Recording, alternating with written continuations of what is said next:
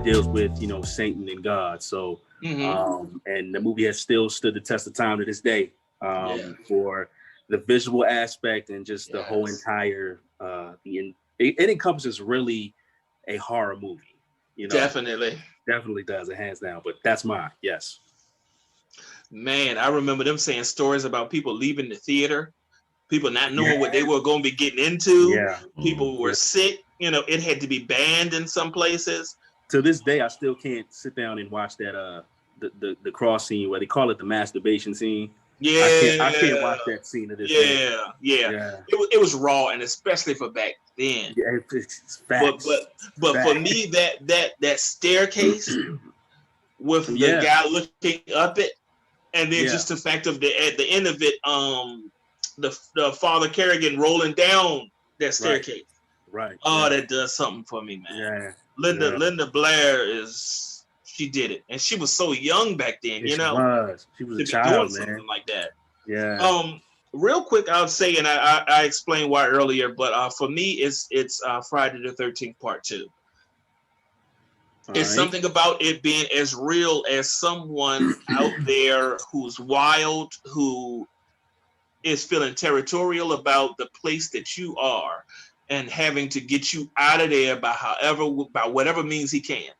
The fact that it was wild how he kept his mom's head from her head getting cut off in the first one, and almost use it as like a shrine to like kind of come back to, and the people that he would kill, he would bring their bodies to her, almost as a way of saying, look what I'm doing for you for the way that they treated you. So I thought that was really wild. Here's a big question for both of you. Why are horror icons a thing? Why do we as horror fans cheer for the bad guy? Kev, you want to take that? Okay. Why has Michael Myers become what he is? Why is Candyman the best on our list? I mean, for me, I don't cheer most of them, but what I will say, and I think I'm coming back to something I mentioned before. Some of these ones, like Michael Myers, for example, they're like this force almost. It's almost like they're not a person anymore. They're just a force. And that is that's interesting and kind of weird. Michael Myers especially, he kills for like no reason. Right. So that's, I mean, you don't get a reason. And he doesn't talk. So True. He's not going to give you his motivations. Not in the first one. It ain't gonna happen. So here I go again, back on my soapbox about all sequels trash, but because not sequels, remakes, but remake, reboot, reimagining, retelling, whatever it was. Yeah, he had reasons, and they were subpar. But the original Michael Myers and folks like Freddy, folks like Jason. I mean, it's like you were saying, Peter. It's like this. It's almost something supernatural about it, where it doesn't have to have a meaning as to why all this is happening. It just is happening, and the rest of us audience members are just along for the ride. So that's an interesting thing that I think happens a lot in those kinds of movies where there's one person, one or two people, and they're killing everybody off. You're along for the ride of who's getting hit next and how they're getting it done. Gotcha. Perfect point.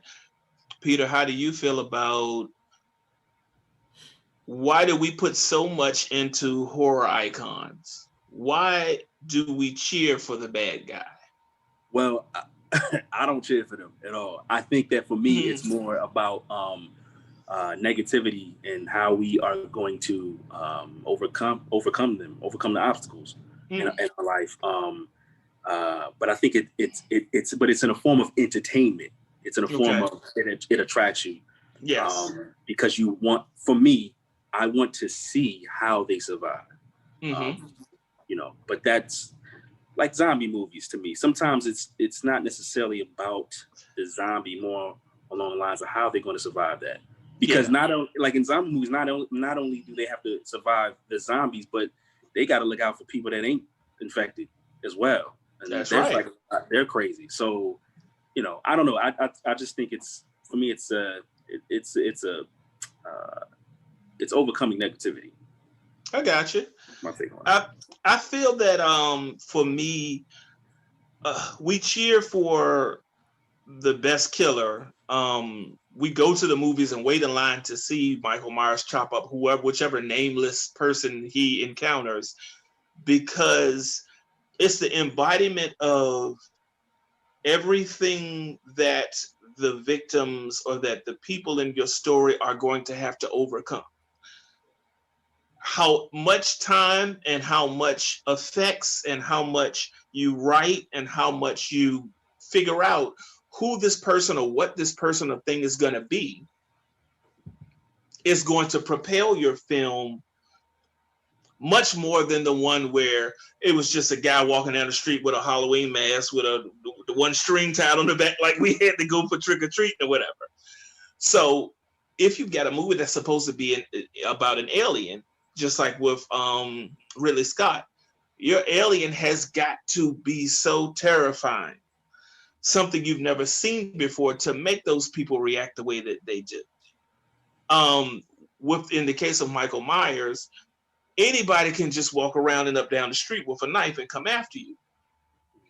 But it has to be someone who has that mask. It has to be someone who walks like he does. Like you said, it has to be someone who doesn't speak, to give you that force to go against. So without the baddies, without the killers, without the monster, without the creature, none of it exists. So I think that we begin calling out who our favorite is because he's or she or it is just the staple of that movie. You see what I'm saying?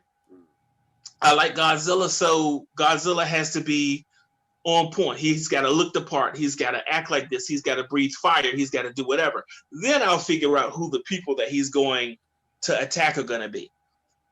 In other words, it's the anchor of whatever that movie is. So if you make the anchor as best as it is, or you make it jump out of the screen, or you give it layers, or you provide it with enough writing, enough in the script to where it's effective, everything else will be. And I think it's just an ode to the appreciation of filmmaking and to the people taking the time of putting together something that is going to scare the pants off. So for this one, just a one-word answer. What do you feel, Kevin, is better for horror, sequels or remakes? Let me think about that real quick. That's a tough question. Yeah, that's a tough question. Because I've seen where they both have worked, and I have seen where they both have failed. Mm-hmm. Because with the sequel, I mean, is there anything new in this that's worth following? Mm-hmm. But also, the same thing for a remake. I don't necessarily want to see a shot-for-shot remake unless you're updating it in some kind of way. Right. So that's worked well on some things and not well on others. Like I think it didn't work that well on, like, say, Psycho. That shot-for-shot remake was pointless. Yeah. But something that can actually be updated, maybe to overcome some of the limitations that were there in the first film. I think that has worked occasionally. So I think it comes down to, is what you're telling, is your story compelling to begin with? Because if it is, whether or not, if the capable hands are making this film, then what they make will work, whether it's a sequel or a remake. That's right. That's right. How about you, Peter? Which is more effective? Which would you go with if you had to choose, sequels or remakes? Sequels or remakes? If I had to choose sequel or remake, I'm gonna go with. Man, that's a tough question, brother. Because I could go on cons about both of these things, man. Sequel. I'm gonna go with sequel. Okay. I'm gonna go sequel. It's the lesser of two evils, I think that's a tough one, but I guess to what Kevin was saying, I'm gonna go off of continuity with this. if you get you could pull off a sequel if you stay with the original director and the original writer. And definitely the original actors. Exactly. If they're being reprised into the next. Yeah. It could still fail, but at least you said, we tried. We got it's just obviously it's another brand new story, or it's just a sequel. Yeah. But if you stay connected to the original everything, I think that you have a better chance. Reboots or remakes, it's like what Kevin. I mean, like what? I don't know. It's like it's been done, dude. It's been done. Hollywood, and this is one of the biggest problems I have with Hollywood. It's just what's up with the originality, man? It's just it's just chopping and selling. That's all it is. Get the dough, get the dough, get the dough, get the dough. Like exactly. I don't care, but I'll go with sequels. Yeah. Okay, I can see how they both are effective. Believe it or not, I'm kind of leaning towards remakes. For the reason that if I did make something that came out in the 70s or even the 80s, if a director that I thought was capable came up to me and said, I want to give what you mastered and share it with my generation 30 and 40 years down the line, they may have a chance of coming back and wanting to check on what I did to begin with. It's like the remakes don't replace the original. It'll always still be there. It's almost like an accompanying piece to tell these generations out here now that may not have the time or the patience with the way that horror movies used to be propelled, or with the pacing issues, to say, hey, he made something in the 70s, now it's 2020. I thought that it was great. Let me get some actors and let me get a director and put this together. And if we do good, you might want to go and see what we base that off of. So sequels, like you said, are good if you stick to the formula, where by the second one, you don't have to recap what got us here. Right. Now the stakes are up even higher. Yeah. Now our people have learned more than they knew the first time. More people have got to die. Some of the people who made it from the last one have to go too. Maybe you'll add in something else to be another protagonist. So once you get into part 2 and then part 3 and all, you kind of have the chance of watering things down some. But that's why I think the best ones stop at 3. Okay. You know what I mean? I feel you on that. I think that it has to be the right timing as well as far as sequels. Okay.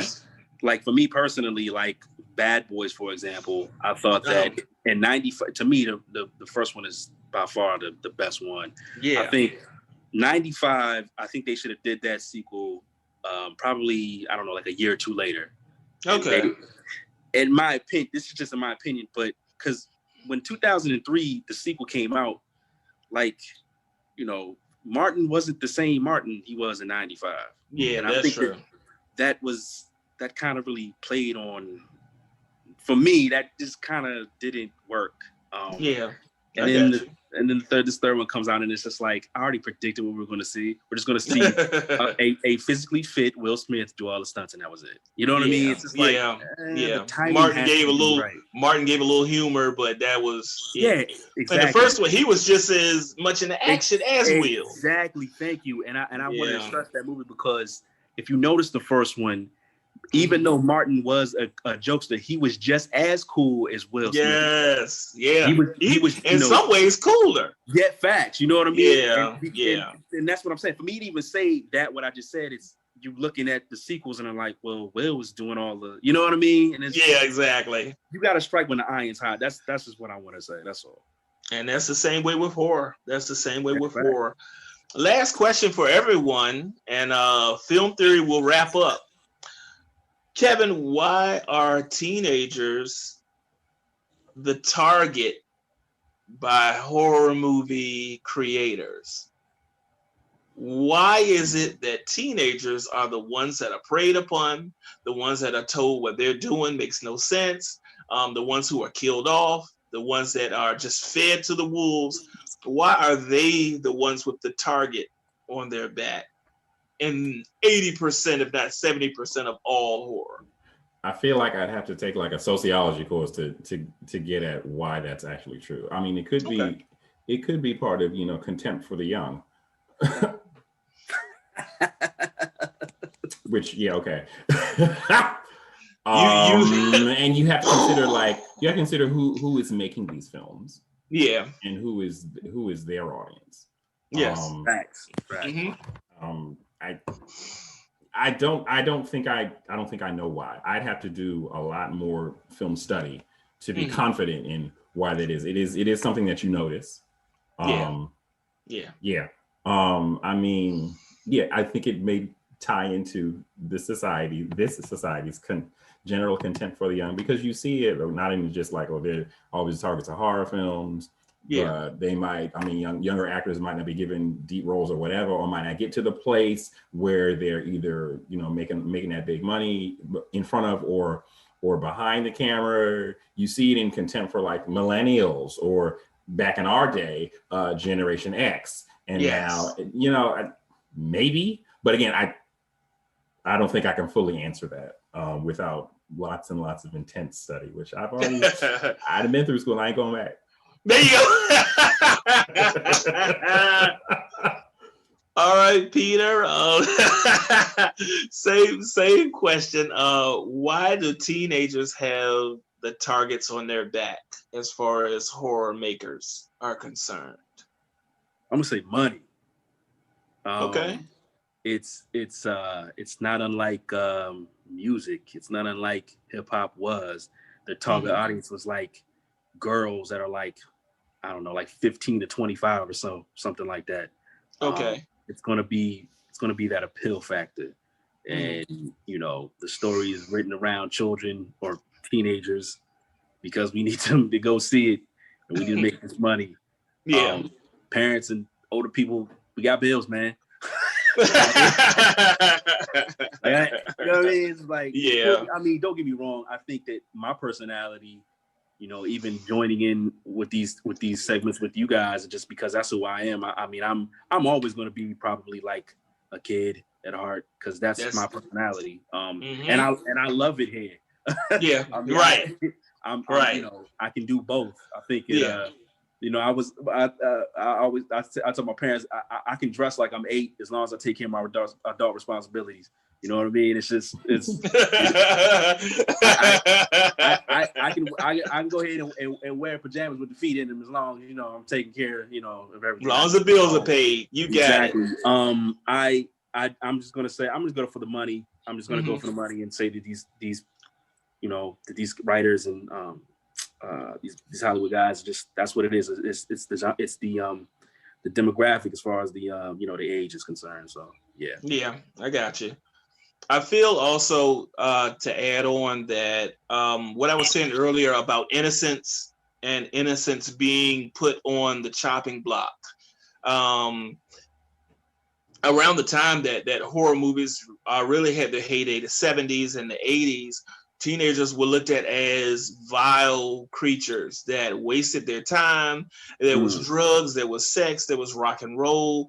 They didn't have any appreciation for the higher qualities of life. And they didn't add anything to society as a whole. It was easy to show other people to not be like that by having the people who followed horror see them being the ones being carted out, being chopped up, being snatched up, being haunted, being in need of exorcism and everything else. So just like Kevin was saying, just like you were saying, it's something about the contempt for the young, and not just the young, because it doesn't always go to children. But that age where you feel like you're in like nothing can harm you. You're larger than life. You don't have to listen to anybody. You don't have any bills. You don't have anything to do but just be loud and be who you are and not care or not, give a concern about anything else. And those are the ones that they're saying, we need to get out of here. So you may at the end of it have one that just slithers through the cracks, and they'll be the one that'll survive. But that's because they didn't drink, they didn't smoke, they weren't having sex. They were unlike all of the rest of their friends, just like Jamie Lee Curtis in Halloween, just like the person who survived in Friday the 13th. and all down the line. So just some things for the listeners to put their brains upon. What would have some of your answers been to these questions? Also, we went through a meaty discussion about many different subgenres. We told a little bit about what to do and what not to do in a horror situation. We answered the question of why horror. And we had a little bit of film theory. Ladies and gentlemen, please hit the like, drop a comment about what your favorite horror film is, and please subscribe. As I'm Javon. I'm Kevin. And I'm Peter. And we saw that. Party people, we are out. Peace. Peace. We did it.